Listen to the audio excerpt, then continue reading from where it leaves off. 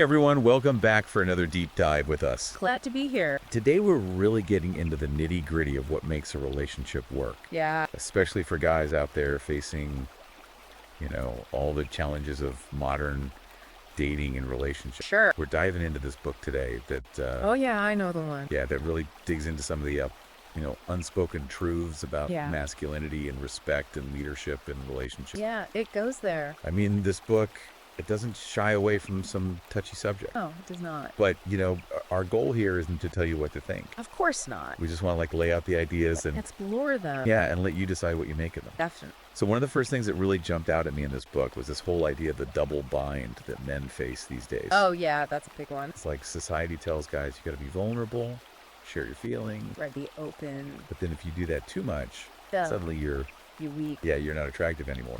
Total catch-22. It is a total catch-22. The author actually, he uses this example of a guy named Steve. Oh yeah, what happened with him? So Steve, he's like trying to be super open with his partner, sharing every little feeling he has. Thinking that's what's gonna Bring them closer. Yeah. But it totally backfired. Oh no. His partner starts losing respect for him. Wow, so even though like his intentions were good, Totally. it's still Blew up in his face. So how does that happen? Like, why would being open and vulnerable backfire like that? Well, the book uses this really cool analogy about binge watching a show on Netflix. Okay, I can see where this is going. Like, imagine watching every episode all at once. Oh man, it wouldn't be as good. Right, you'd miss all the suspense, the building. You wouldn't even want to watch it. Yeah. You'd be like, I'm over this show already. And the same thing applies to relationships. Okay, so it's like too much too soon. Yeah, you gotta keep some mystery. So it's not about like never being vulnerable. No, not at all. It's more about like choosing your moments. Exact. Strategic vulnerability. I like that. That's what the book calls it. So strategic vulnerability. And it all ties into this idea of emotional control. Okay, now that term emotional control, it sounds a little Intense. a little intense. I get it. Like I'm picturing you suppressing all your feelings. No, it's not about that. Okay, good. It's not about shutting down your emotions completely. So what is it about then? It's about being able to navigate challenges without losing your cool. So being the calm in the storm. Exact. Even when things get crazy. That makes a lot more sense. You're not letting your emotions run the show. You're in control. Right. You're the captain of your own ship. I like that analogy. And that's where the book brings in this concept of stoicism. Doses, okay, for That's- that term thrown around. Yeah, it's become pretty popular lately. But I'm not sure I really understand what it means. Yeah, it can sound kind of intimidating. Yeah, like ancient philosophers and... Togas. Yeah. But the book, it presents stoicism in a really practical way. So less about the philosophy and more about the... The application. Yeah. It's like a toolkit for dealing with all the chaos of life. Okay, so how does stoicism help with relationships specifically? Well, think about it. Someone who can stay calm under pressure, who can handle tough situations gracefully. They command respect. Exactly. So emotional control is like a superpower. It's one of the keys to earning respect, not just from your partner, but in every area of life. So it's not just about being a man, it's about... being a strong individual. Right, but this whole double bind thing, it seems like it's a particular... Yeah, it's a challenge for men, It is for men. especially today. Yeah, because you're expected to be both. Strong and sensitive, Yeah. stoic and open. It's a tough balance. It is a tough balance, and that's where the book gets into this really interesting concept called the alpha-beta paradox. Okay, the alpha-beta paradox. Now you've got my attention. What is that? So essentially, it's this idea that there's a disconnect between what women say they want in a partner and what they're actually drawn to. So they say they want one thing. Right. But then they're attracted to something else. Exactly. It's about understanding how attraction really works. So are you saying that women say they want a nice guy, but they actually go for the alpha male? It's a little more nuanced than that. Okay. It's not about being a jerk. Yeah. It's about having those alpha qualities, the strength, the confidence, the leadership. Okay, but how do you lead without being controlled? That's the key. That's the paradox. Right. You got to find that sweet spot between strength and sensitivity. I can see how that would be tricky. It is. But the book gives some great examples. Like what? So there's this guy, Mike, in the book. Okay. He was your classic nice guy, always putting everyone else first, avoiding conflict. People probably walked all over him. Zach, he was a pushover in his career, in his relationship. Then he decides to make a change. He starts working on developing those alpha traits, becoming more assertive, more decisive. It completely transforms his life. Wow, so just by adopting these alpha traits, It's not just about the traits themselves. Yeah. It's about what they represent. confidence. Self-respect, leadership. Okay, so it's not about being an alpha male, it's about being the best version of yourself. Exactly. And that's attractive. That makes sense. It shows you're not afraid to take charge. but not in a domineering way. Right. You're a leader, not a dictator. Okay, so leadership is a big part of this. It's a huge part of it. And the book really emphasizes that it's not about controlling your partner. It's about setting a strong, reliable tone in the relationship. Like being the captain of the ship. Exactly. But in a collaborative way. Okay, so you're steering the ship, but you're not... You're not a tyrant. Right. You're working together. I like that. And the book has this great story about a guy named John who's moving his family across the country. Oh, man, that's stressful. Super stressful. Yeah. Everything's going wrong. Chaos everywhere. Right. But John, he steps up and takes charge. Good for him. He doesn't panic. He doesn't yell. He just gets things done. So he was the calm in the storm. Exactly. And his wife sees that she can rely on him. I bet she was super grateful. More than grateful, she saw him as a leader. Wow. So it's not always about the grand gesture. No, sometimes it's the little things. Showing up and Being reliable. yeah, being the rock. That's what builds trust and respect. It's all starting to come together now. This whole idea of emotional control leadership, the alpha beta paradox. It's like a roadmap for Building stronger relationships. exactly. And the book goes even deeper. There's this whole concept of the emotional iceberg. Okay, the emotional iceberg. Now I'm really intrigued. So it's a metaphor for how much of yourself you should reveal in a relationship. Okay, so we talk about like keeping secrets. Not exact. It's more about being strategic with your vulnerability. Okay, so like choosing what you share and when you share it. Right. The book suggests revealing only about 10% of your emotion. 10%. That doesn't seem like a lot. It might seem like a small number. Yeah. But it's not about hiding who you are. Oh. It's about maintaining your frame. Wait, hold on. What's frame? Your frame is essentially your sense of self, your strength, your confidence. Okay. When you reveal too much too soon, you risk eroding that frame. And that makes you less attractive. Exactly. It goes back to that mystery and intrigue we were talking about earlier. So it's like you want to keep your partner wanting to learn more about you. Exactly. You want to keep them engaged. So the emotional iceberg is really about setting healthy boundaries.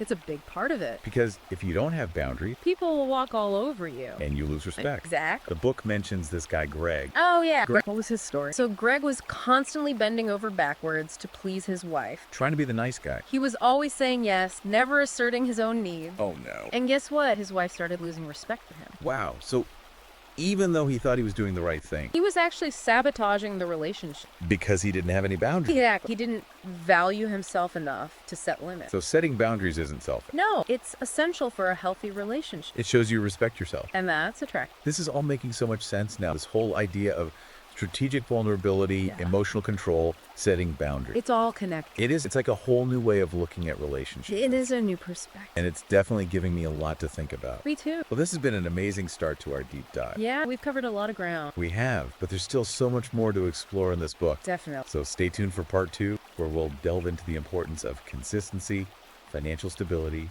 and communication. Can't wait. Welcome back. It's great to be continuing this deep dive with you. Yeah, I'm really enjoying this conversation. Me too. It's fascinating stuff. It is, and you know that whole emotional iceberg thing from last time? Oh, yeah. That really got me thinking. It's a powerful concept. It is. It's like this whole hidden dimension of relationship. Absolutely. And it ties into this idea of consistency that the book talks about. Consistency. Okay, that sounds pretty straightforward. It does, but there's more to it than meets the eye. So it's not just about, like, showing up on time for dates. Well, that's part of it, Right. but it goes deeper. Okay, so what's the deeper meaning of consistency in a relationship? It's about being reliable, not just with your actions, but also with your emotions. So being the same guy day in and day out, Exactly. Someone your partner can always count on. like a rock. Exactly. You're the steady force in the relationship. I like that. And the book makes this point that it's not about grand gesture. Okay, so it's not about like buying her flowers every week. No, it's about the little things. The everyday action. Exactly. Like showing up when you say you will. Keeping your promise. Exact doing what you say you're going to do. Even if it's something small. Even if it seems insignificant. Because those little things add up. They do. The book actually tells this story about a guy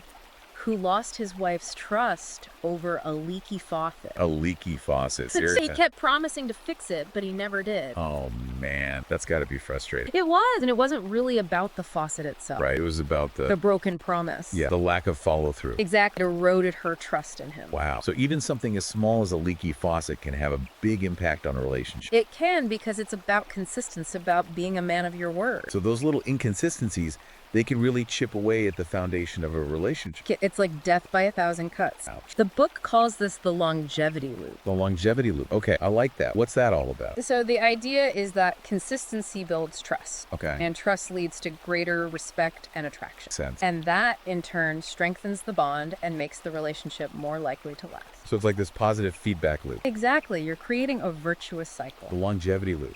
I may have to remember that one. It's a good one. And it all starts with consistency. Okay, so we've got emotional control, leadership consistency, and the book also talks about financial stability. Right, that's another big one. And I'm curious how that plays into the whole respect and attraction thing. Yeah, it's an important piece of the puzzle. So are you saying that women are only attracted to men with money? No, not at all. It's not about being rich. Okay, good, because I'm not exactly rolling in dough. It's about being responsible. Okay, so having your finances in order. Exactly, showing that you're capable and reliable. So it's more about demonstrating that you're not going to be a financial burden. Right, you're not going to be a drain on the relationship. Okay, that makes sense. And it goes back to our evolutionary instinct. How so?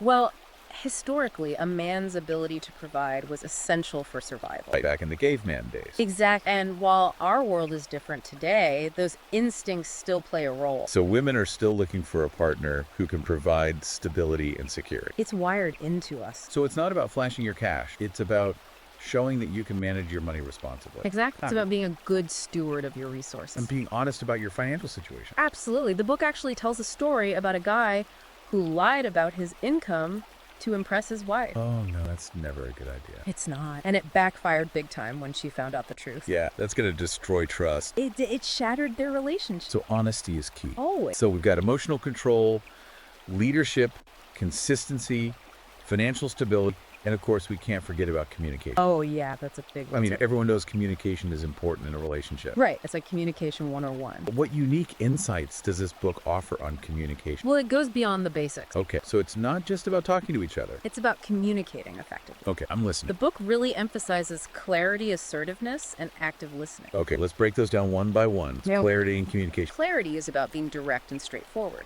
So no more beating around the bush. Exactly. Say what you mean and mean what you say. Makes sense. It's about making sure your message is understood. So less room for misunderstandings. Right. Because those can lead to resentment and conflict. And speaking of conflict, the book mentions this guy who would always give his wife the silent treatment after an argument. Oh, yeah, that's a classic. Not a good look. It's passive aggressive and it's not helpful. So what should he have done instead? He should have been more assertive.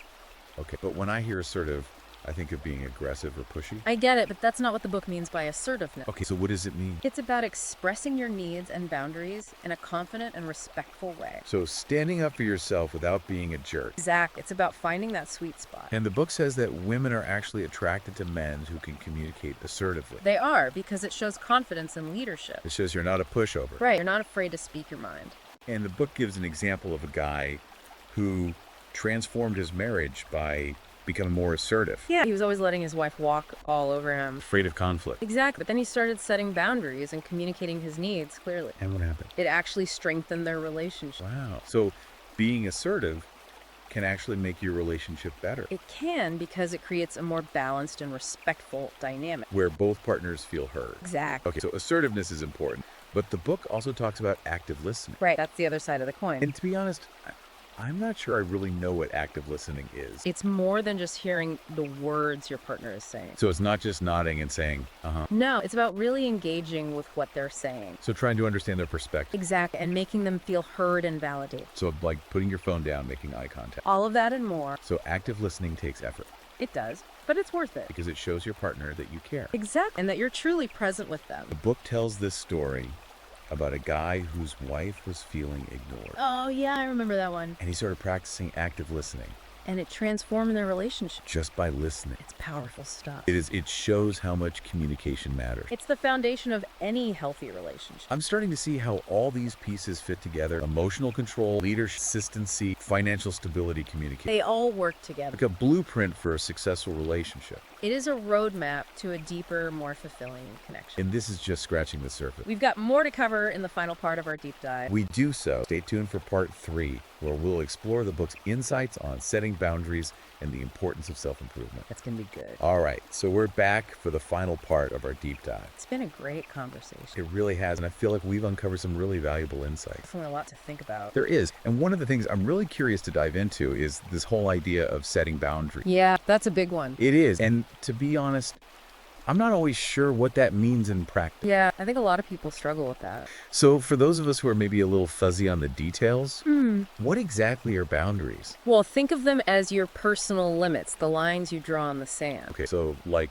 what I'm willing to tolerate and what I'm not. Exactly. It's about protecting your time, your energy, your self-respect. So it's about knowing your worth and not letting people walk all over you. Exact. Boundaries are a way of communicating that to others. So like, this is okay and this is not okay. Exactly. And when you set those boundaries, clearly you're showing your partner that you value yourself. And that you respect yourself. Exactly. And that's huge. The book mentions this guy, John, who was a total pushover in his marriage. Oh, yeah. John, he was always saying yes to everything. Even when he didn't want to. Even when it went against his own needs. So he thought he was being a good husband, but it was actually backfiring. Total. His wife was losing respect for him. Because he didn't have any boundaries. Exactly. He didn't stand up for himself. So she didn't see him as an equal partner. Right. She saw him as a doormat. Ouch. That's got to be tough to realize. It is, but it's a valuable lesson. So setting boundaries is about being assertive. It is about communicating your limits clearly and confident.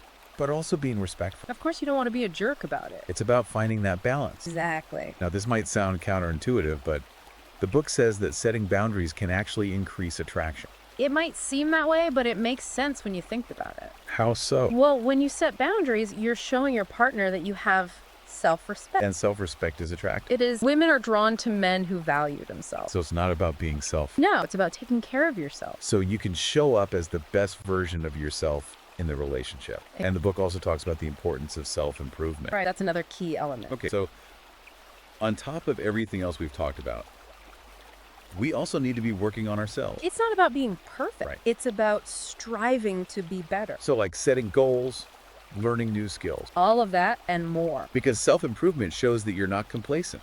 It shows you're committed to growth. And that's attractive. It is. It shows you're invested in yourself and in the The relationship. book calls this the confidence cascade. Oh, yeah, that's a good one. So the idea is that self-improvement leads to confidence. And confidence leads to attraction. Like a positive feedback loop. Exactly. You create this upward spiral. Okay, but all this self-improvement stuff, it sounds like a lot of pressure. I get it. It can feel overwhelming. Like, I'm never going to be good enough. No, that's not the point. Okay, so what's the point then? The point is to make progress.